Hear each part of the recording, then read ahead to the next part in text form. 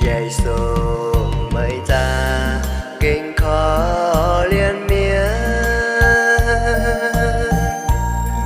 chiều mời nam miên thao thao thao mùi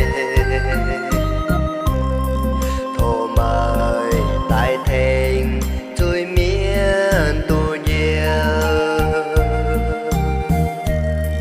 thổ chiều ai mời nhẹ sinh linh tay cun dê nhiễm nhia bùa nhẹ xin ta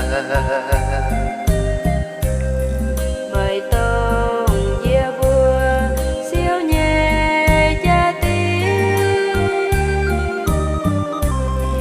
dìa bùa cao bay chiều tôi ít qua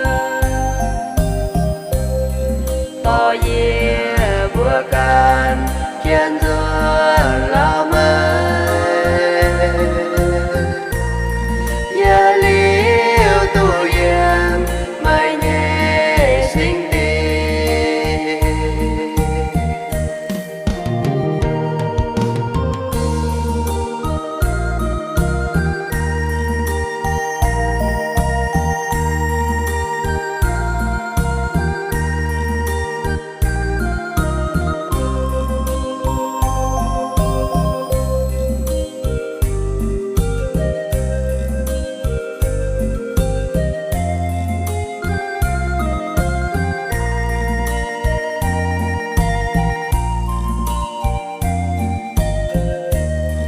dìa bùa thơm chiều xiang tới tai nhé